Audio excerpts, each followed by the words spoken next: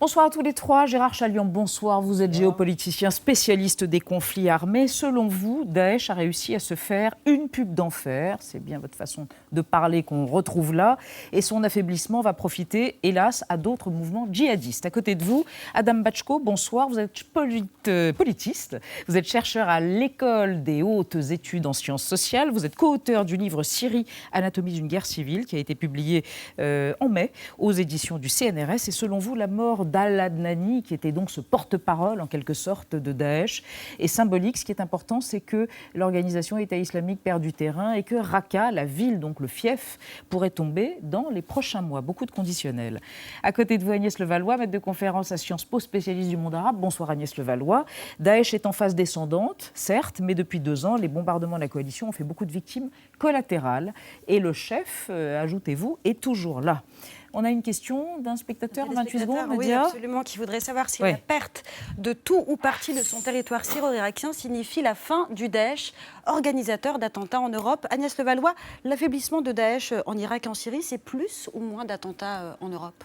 Il y a un risque d'attentat en Europe, puisqu'on peut imaginer que dans la tête de ces combattants et de ces responsables de cette organisation, la volonté justement c'est de continuer à exister sur un autre terrain s'ils perdent justement des capacités à agir sur le terrain syro-irakien. Et on l'avait bien vu d'ailleurs dans les déclarations de Abu Mohamed Al-Adnani qui a été donc tué.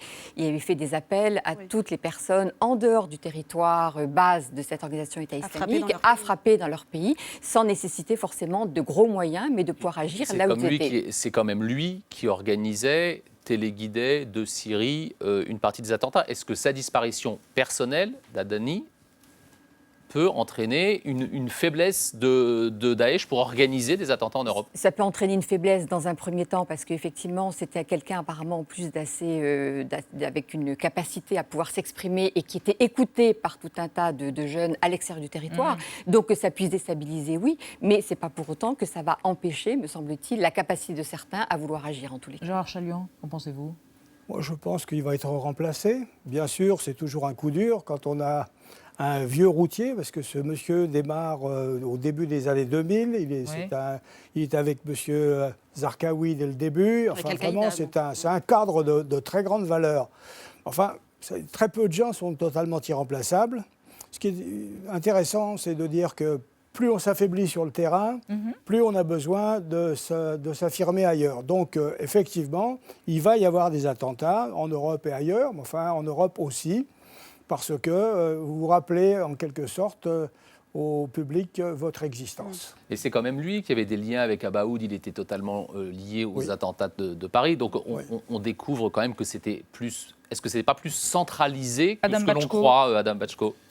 Oui et non, centralisé dans le sens où l'organisation essaie de constituer une image d'événements qui se produisent grâce à elle, oui, mais en même temps, toute l'organisation des attentats est faite de manière extrêmement décentralisée. Vous avez des gens qui resteront toujours séduits aujourd'hui en Europe par un tel discours, et la disparition du contrôle territorial de l'État islamique en Syrie et en Irak ne changera pas ça. C'est un problème qui est ici intra-européen, qui n'est pas un problème venu à cet égard-là de Syrie et d'Irak.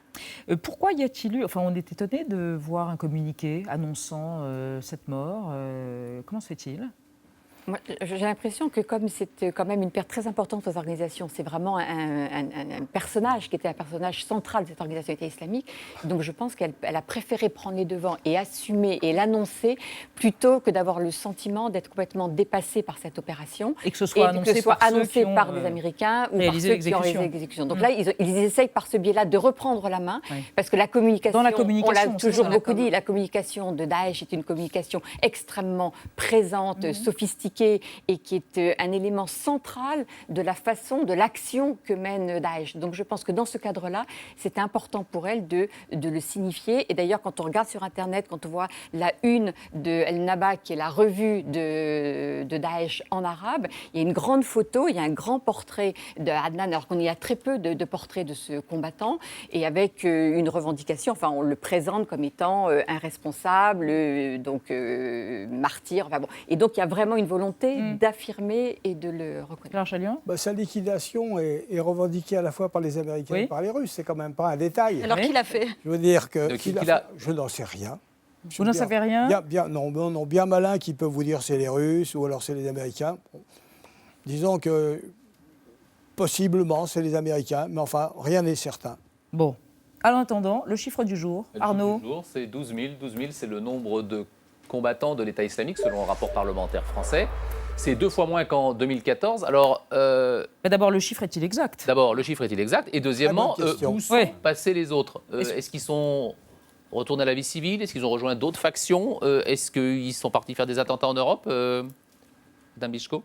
Alors, vous savez, c'est un grand classique. On a eu ça sur les talibans, on a ça sur l'État islamique, on sort des chiffres, on les reconstruit, on les fait.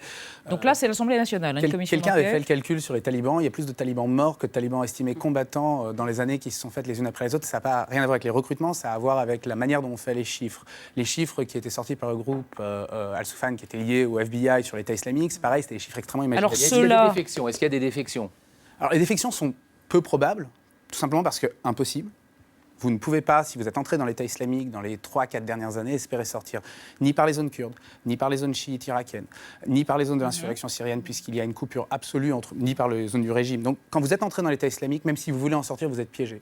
Par ailleurs, il y a un niveau de perte dans l'État islamique qui a été très fort. Il y a de moins en moins de renforts. Il faut se rendre compte qu'à un moment, tous les pays ont fermé, Turquie comprise, tous les pays ont fermé les frontières. Et donc, vous avez un groupe qui va, de manière structurelle, réduire son nombre de combattants. Est-ce que ça veut dire que le renseignement américain est meilleur parce qu'ils arrivent à tuer les gens? Est-ce qu'il y a beaucoup de traîtres? Est-ce qu'il y a beaucoup de gens qui leur donnent des informations? On est dans ce qu'on voit typiquement dans les campagnes ciblées de l'armée américaine. Quand ils font des campagnes d'assassinat ciblées, ils arrivent régulièrement à toucher des cibles parce qu'ils arrivent à obtenir une information à l'intérieur de la machine, à l'extérieur de la machine. En même temps, c'est une stratégie qui n'a jamais, mais strictement jamais, avec aucun groupe djihadiste, une véritable efficacité. Ni avec Al-Qaïda, ni avec Al-Qaïda. De couper les têtes? De couper les têtes. Ni avec les talibans, ni, à mon avis, avec l'État islamique. Ni au Yémen. Enfin, dans aucun des cas, en réalité, ce sont les frappes ciblées des Américains qui ont fait une différence. Ce qui a fait une différence dans les cas où des groupes armés djihadistes ont reculé, c'est des conquêtes territoriales faites par d'autres groupes, c'est la possibilité de d'autres groupes de se positionner sur le terrain, c'est le fait de trouver une cause alternative au groupe. C'est jamais ce genre d'élimination qui en elle-même a des effets. On va revenir dans un instant sur le nouvel ennemi public des États-Unis, qui est évidemment djihadiste, mais vous vouliez revenir sur ce chiffre qui a été avancé, sujet à caution?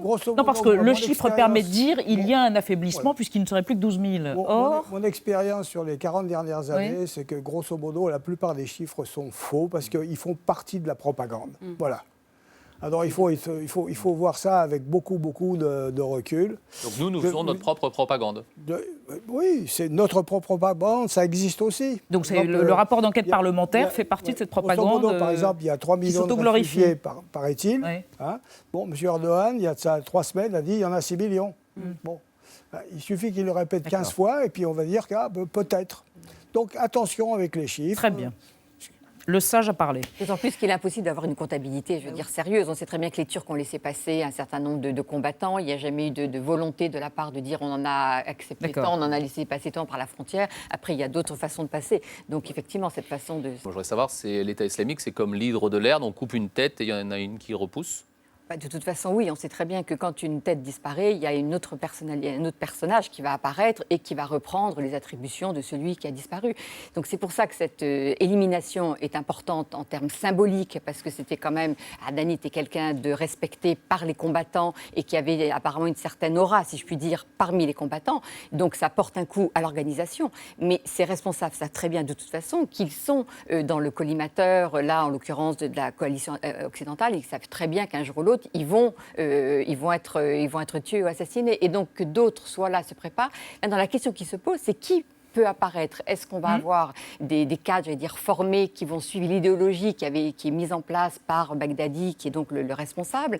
Ou est-ce qu'on va avoir des gens qui seront beaucoup moins formés, si je puis dire, et qui seront beaucoup plus sanguinaires parce qu'ils n'auront pas connu, ils n'auront pas eu cette... Difficile d'être beaucoup plus sanguinaire déjà que ceux qui étaient existants. Mais on sait que ça peut continuer. En tout cas, ça ne va pas aller dans l'autre sens. Vous avez une réponse à la question que pose Agnès Levallois, Madame Bachko? Disons que je pense qu'on tend beaucoup trop souvent à romantiser ces mouvements armés en les personnalisant avec tel ou tel chef. Alors parfois, des chefs font des différences, c'est pas pour nier ça, mais si l'État islamique s'est développé en Irak et en Syrie de la manière dont il s'est développé, c'est parce qu'il y avait des vraies causes sociales, c'est parce qu'il y avait une population sunnite marginalisée par un gouvernement qui a tenté en 2011 de faire un mouvement de protestation pacifique et où l'insurrection sunnite a rejoint l'État islamique.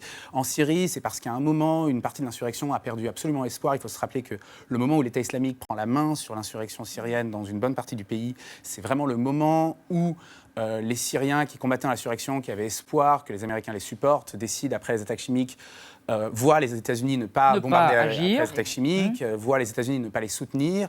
Et donc, si l'État islamique s'est développé comme il s'est développé, c'est parce que vous avez des dynamiques sociales assez profondes et que ne changeront pas l'élimination de tel ou tel chef. D'accord. C'est très encourageant. Nadia, vous allez nous parler d'Al-Qaïda maintenant ? Oui, en parlant de tête qui repousse, effectivement, parce qu'on se rappelle que les Américains avaient prophétisé le déclin d'Al-Qaïda. Visiblement, ce n'est pas du tout ce qui est en train de se passer, puisqu'ils se sont renforcés au Sahel, au Yémen et en Syrie, en tout cas jusqu'à cet été, parce qu'il s'est passé quelque chose cet été. Le 28 juillet, Abu Mohamed al-Joulani, donc le chef du Front al-Nosra, c'est la franchise syrienne d'Al-Qaïda, a publiquement, avec une vidéo, annoncé sa rupture avec Al-Qaïda. Alors plutôt que de rupture, on peut parler de séparation à l'amiable, parce que ça n'a pas vraiment surpris tout le monde. On en avait parlé ici dans cette émission. Ça couvait depuis plusieurs mois et on voit que tout le monde n'est pas d'accord sur les raisons de cette scission. On entend par exemple que le Front al-Nosra, donc qui ne s'appelle plus comme ça, espérait échapper au bombardement russe et américain en se débarrassant de ce label un peu embarrassant qu'est Al-Qaïda. Agnès Levallois, qu'est-ce qu'il faut penser de ce groupe qui s'appelle maintenant le Front Fatah al-Sham, le Front du Levant ? Mais il a très bien compris qu'effectivement, d'être rattaché à Al-Qaïda, c'était très mauvais en termes d'image et que ça allait lui poser ça faisait une cible. Et que c'est un mouvement qui est quand même aussi, je crois, ça c'est important, profondément syrien et qui a voulu aussi revenir à une stratégie syrienne. Et d'ailleurs, on a bien vu qu'il y a pu y avoir des alliances de ce front avec des rebelles syriens pas du tout islamistes comme eux le revendiquent pour lutter contre Bachar el-Assad. Et donc, c'est une volonté de repositionnement national syrien et pour justement sortir de cette nébuleuse syro-irakienne ou de ces organisations transnationales et qui n'ont plus rien à voir avec ce terrain, en se disant que leur préoccupation et leur priorité numéro 1, c'est la Syrie et c'est le départ de Bachar el-Assad. Ça, je crois que c'est très important. Bon, c'est l'évidence que l'affaiblissement de Daesh profite à tous les autres islamistes. Alors nous, effectivement, on a tout polarisé sur le Daesh depuis... Nous, les Occidentaux, nous, les Européens, Occidentaux, on a parlé du Daesh, comme si c'était le seul mouvement. Or, ce mouvement, vous le savez aussi bien que moi, c'est une scission avec le mouvement d'Al-Qaïda. Bon, le mouvement d'Al-Qaïda change de sigle, ça ne lui fait pas changer sa nature. Il y a en Syrie à l'heure actuelle, Ahrar el-Sham, Jaish al-Islam, il y a ceux qui ont changé de sigle. Tous ces gens-là, c'est des islamistes, ils sont aussi islamistes que le Daesh, simplement ils ont moins joué sur la théâtralisation de l'horreur. Mais ce sont des islamistes, ils veulent la même chose que le Daesh. Alors il ne faut pas, sous prétexte qu'on ça n'est pas la réunification des sunnites sous une étiquette fréquentable ou moins guerrière. Voilà, il ne faut pas l'oublier, ils sont là. Entre parenthèses, ils sont aidés par la Turquie, ils sont aidés par l'Arabie Saoudite, ils sont aidés par le Qatar. Alors, la Turquie dit le contraire. Oui, la Turquie dit le contraire pour le Daesh. Mais ils n'ont pas dit le contraire sur Jaish al-Islam. Ils reconnaissent que officiellement, ils les aident. Alors, bon, tout ça compte. C'est-à-dire que le Daesh n'est qu'une des constellations dans cette affaire. Alors, on va vous faire commenter une carte, si vous voulez bien. Oui. On va regarder une carte Arnaud. Qui montre l'évolution de l'État islamique, qui a perdu une grande partie de son territoire, 16% en Syrie, 45% en Irak. Alors, quand est-ce qu'il n'y aura plus de jaune, Adam Bachko ? Alors, c'est évidemment impossible de donner, c'est impossible de donner une date, mais vous avez deux dynamiques, une en Irak, une en Syrie, elles sont tout à fait différentes. La première, c'est le fait que les milices chiites irakiennes avancent avec un matériel qui a été donné par les Américains à l'armée irakienne et qui a beaucoup fini entre les mains des milices chiites et qui leur donne une supériorité militaire. Elles sont bien organisées, très encadrées par des cadres iraniens et la prochaine ville sur leur agenda, c'est Mossoul. Ça leur prendra énormément de temps, mais ils en sont capables. En Syrie, la carte est beaucoup plus compliquée. Et c'est là où, quelque part, vont se passer des choses qui sont beaucoup plus inattendues et où l'intervention de la Turquie change beaucoup de choses. Raqqa, qui est l'autre capitale dans le giron de l'État islamique, là où il a justement placé sa capitale d'ailleurs, va être une ville qui va être un enjeu pour beaucoup de mouvements armés. Les Kurdes savent que le jour où ils prennent Raqqa, les Américains cessent de les supporter. Donc ils ont un vrai problème. Supporter au sens de soutenir. Oui, de leur donner du soutien militaire, de l'entraînement. Les insurgés, à l'inverse, peuvent utiliser cette carte pour se positionner à nouveau comme... c'est ce qu'essaie de faire la Turquie. Quand la Turquie dit qu'elle se bat contre l'État islamique, elle peut prendre un territoire justement en jouant la carte que tout le monde joue, américain, russe, disant voilà, moi je combats l'État islamique. Excusez-nous, qu'on comprenne bien, ça veut dire que beaucoup ont intérêt à ce que l'État islamique ne perde pas son territoire. Le régime a un vrai besoin, paradoxalement, de l'État islamique comme pour se positionner comme la seule possibilité contre. Les Kurdes en ont le régime syrien. Le régime syrien. Les Kurdes qui ont beaucoup combattu l'État islamique, mais qui ont besoin de cette menace-là pour continuer à conserver cette autonomie qui ne tiendra pas face au régime. Le seul véritable mouvement qui a besoin de conquérir ces territoires, s'il en est capable, c'est l'insurrection. C'est l'insurrection qui, elle, a besoin de l'élimination.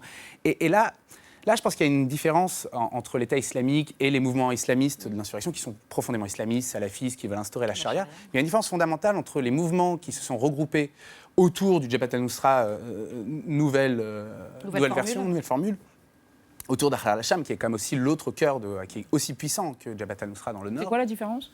C'est des mouvements qui sont nationalistes maintenant. Le Jabhat al-Nusra a perdu quasiment tous ses combattants étrangers qui sont partis à l'État islamique. Et c'est des mouvements qui donc ne s'intéressent pas un peu à la manière du taliban. C'est pas du djihad international. C'est pas du djihad international. Donc on revient à un conflit syrien, Gérard Chaliand. Oui, c'est des Syriens. Ce sont des Syriens. C'est la grosse différence avec le Daesh qui, lui, effectivement, est internationaliste. International, djihadiste et terroriste. Et ça permet d'avoir une solution plus facilement ou pas, qu'on re-syrianise le conflit ? Politiquement, moi je crois que c'est important. Ça va le simplifier. Moi, c'est très important. C'est-à-dire, Agnès Levallois ? C'est-à-dire que je pense que si ces groupes-là sont des groupes syriens, ils ont un agenda très précis et ils ont un objectif politique à atteindre. Cet objectif politique, c'est la chute de ce régime et à partir de là, on travaille à une solution politique. La chute ou la partition de la Syrie ? Non, je ne crois pas à cette histoire de partition. C'est vraiment la chute de Bachar el-Assad et à partir de là, il y a une négociation politique pour savoir qu'est-ce qu'on fait de la nouvelle Syrie. Et donc on n'est pas du tout dans cette logique d'internationalisation de ce djihadisme international qui a des objectifs qui n'ont plus rien à voir avec un terrain. Là, on revient à un terrain, à un pays.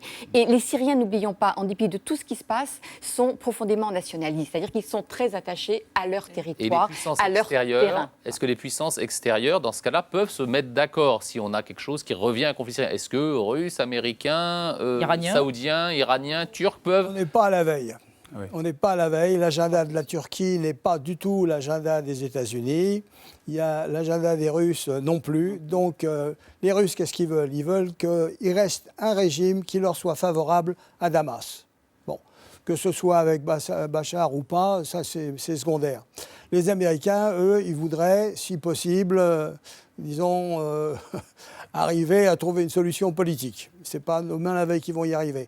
Les Turcs, ils veulent liquider, autant que faire se peut, les Kurdes de Syrie. Ils ne veulent en aucun cas qu'ils fassent la jonction. Et les Américains ont accepté, en quelque sorte, comme les Russes d'ailleurs, que, ma foi, il ne faut pas qu'ils aillent trop loin. Mais tout ce que vous dites, ça décrit quand même une solution plutôt favorable au clan Bachar, aux Alaouites. Écoutez, pour l'instant, ils se portent pas mal. Ils se portent pas mal parce qu'ils sont sérieusement soutenus et qu'ils n'arrivent même plus à recruter et qu'ils sont quand même dans une très grande difficulté. Les forces de Bachar el-Assad aujourd'hui seront incapables de rien faire sans le soutien des Russes, des Iraniens, des milices irakiennes, du Hezbollah, n'oublions pas. D'accord, et donc celui qui est à l'origine de tous ces massacres est en position de peut-être s'en sortir. Adam Bachko ? Oui et non, parce que on est vraiment dans une guerre qui va durer et il faut se sortir de la tête qu'on trouvera une solution dans 1 ou 2 ans. Les Nations Unies ont été profondément irresponsables sur la Syrie en faisant des négociations à des moments où elles savaient que ces négociations étaient non voulues par Bachar el-Assad, impossibles du point de vue de l'insurrection. Il y a vraiment une responsabilité des Nations Unies à ce niveau-là qui est scandaleuse.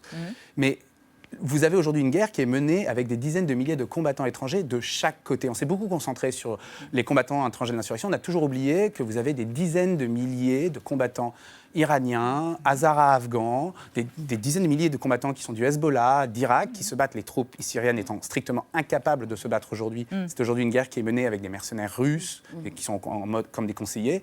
Et de l'autre côté, vous avez aujourd'hui un soutien du Golfe qui reste très important et une intervention turque qui, de ce point de vue-là, peut changer énormément de choses, puisqu'à partir du moment où le nord de Alep retombera dans les mains de l'insurrection, la situation à Alep pourrait se retourner et vous pourrez voir très probablement le régime être en position défavorable à nouveau, ce qui ne vous dit rien à très très long terme, puisqu'on est dans une guerre longue de matériel. Vous avez maintenant des chars, des lance-missiles de part et d'autre. Ça va être long et ça se résoudra de manière militaire. Donc l'affaiblissement de Daesh n'est pas la fin de la guerre en Syrie. Non. Du tout. C'est un gros épisode. C'est le mot de la fin, lapidaire comme d'habitude avec Gérard Chaliand. Merci à tous les trois, c'était assez passionnant. Pas d'un optimisme délirant, mais tout à fait intéressant.